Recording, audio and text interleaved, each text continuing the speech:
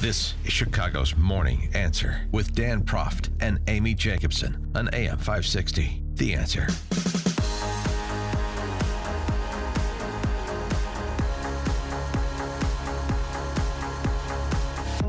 It's the biggest tax overhaul in a generation. Late last night, or early this morning, I should say, while many of you were sleeping, the Senate had a vote, 51 yeas, 48 nays, party line vote. The only person not there was John McCain, but the measure still passed anyway. Now it goes back to the House because of this little snafu, but Paul Ryan, when it passed the first time, was all smiles. The conference report is adopted without objection. The motion to reconsider is laid upon the table. But Democrats were quick to criticize, saying this is a con job. It's an all-out looting of America, the wholesale robbery of the middle class. So, I know. It's the worst thing since the Alien and Sedition Acts. It's unbelievable. Congressman Peter Roskam is here. I mean, we've got a lot of questions for Congressman Roskam. My first question is, yes? I'm a little upset. I used to get a calendar that Congressman Roskam's wife would make. Yeah. And it was these wonderful watercolors. When I was somebody, I'd get these calendars. And now that I'm a nobody, I don't get the calendars anymore. So I'm Maybe we could ask him that question at the end of the interview. Okay. Now joining us at our Turnkey.pro answer line is Congressman Roskam. Good morning. How are you? Did you get any sleep last night? I slept well. Clear conscience does that to one. So, well rested and ready for a good day. Okay, so we have a lot of questions for you. We had a caller early this morning at 5 a.m. wants to know why the personal exemption has been taken away. Well, it's been replaced by something better, and that is a standard deduction. So now a husband and wife together, first $24,000 under a standard deduction is tax-free completely. So this is a good move in an effort to simplify the tax code and clean out a lot of stuff. Right now, about 80% of Americans itemize or don't itemize. That is, they just use a standard form. After this, it's going to look more like 90% of Americans are just going to use an easy form. So this is a very good move. Correct me if I'm wrong, Congressman, because this is really beyond my ken. But I mean, I'm a funny guy on the radio some of the time. But people who make more than $500,000 a year, there's a little window there from $500,000 to $1 million or whatever it is. They're getting a break, and a lot of people, even conservatives, are saying, why should they be getting a break? Well, what we did was, so in the latest version of the bill that's actually becoming law, there's tax relief in every bracket. And there was criticism at the very beginning when the House moved a bill that didn't move down the top bracket. So now the Joint Committee on Taxation evaluated this, and the bill that the president is going to sign will give tax relief on average in every bracket, which is a good thing. And I think there's a particular emphasis on middle-income tax relief, and that's where a lot of people are really looking for extra help. So in my congressional district, the median income in the 6th congressional district, husband, wife, 2 children, household income is $135,000. That family is going to get a $4,000 tax break under this bill. So it's designed, the structure of the bill is designed to do 2 things. One, offer tax relief, and this is in real contrast to what the Democrats did in Springfield, jamming through a big tax hike at a state level that completely stuck it to people in the middle income, and then also to change the business environment and to update things so that the U.S. is more competitive and unlocking, literally bringing back trillions of dollars that has been locked out based on a ridiculous tax policy over the years. Okay. And so tax relief and a better business climate is what we're looking for 2018. And you're preaching to the choir right here, but I do have to play the devil's advocate, for the people who are going to storm the meetings that you have. If it's not Obamacare, it's this. But you mentioned your district and the $135,000 median income and the 2 children and the break that they're going to get. However, unfortunately, we live in the state of Illinois. And the deduction for state and local taxes, which I originally thought was the strategic arms limitation talks. That's the acronym. Yes. That's what I thought. So are we dealing with the Ruskies again? Oh, it's SALT. They should be like a window here that we should change these acronyms after a while.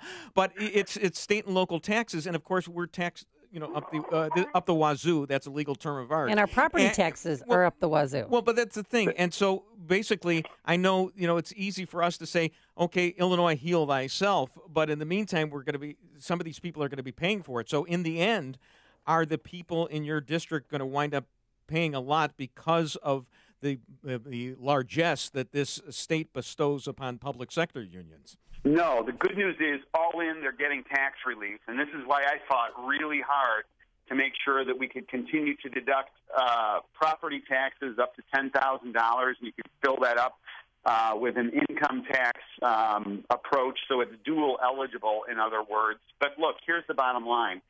I think most folks that I represent say, look, I'm interested in tax relief. I don't particularly care about the equation by which that relief comes to me. And so in the 6th Congressional District, it's offering relief because what we're doing is we're not just continuing to allow those deductions up to that limit that I mentioned, but also these rates are coming down. And the increase in the child tax credit, $2,000 child tax credit, is incredibly significant. The brackets are stretching out.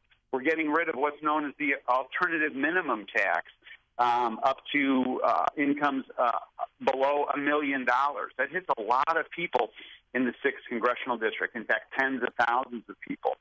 So the all in, the 6th District gets tax relief, and that's a very, very good thing. And, again, it's in real contrast to the crocodile tears from the Democrats at a national level and at a state level where they're criticizing a Republican tax relief plan. And these are the same people that were just complicit in jamming, not just complicit, they were enablers. They were actively advocating a big tax hike in July of this year. So when does the bill go back to the House floor and then the president signs it? And then how soon will we start seeing relief in our paychecks or being able to keep more of the money we make?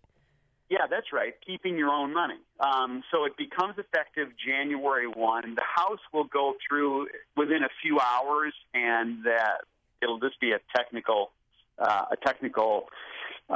quick technical vote. Won't be a big deal. Then it goes to the president. They'll have a press conference. There's some process before he can actually sign the bill, but it will become effective January 1. So two things will happen then. The withholding tables will change, so paychecks are going to be adjusted with more take-home pay, which is very good. And then the other component, and this is a big thing I think for us, is the idea that businesses now can say, "Hey, my business tax rate is going down.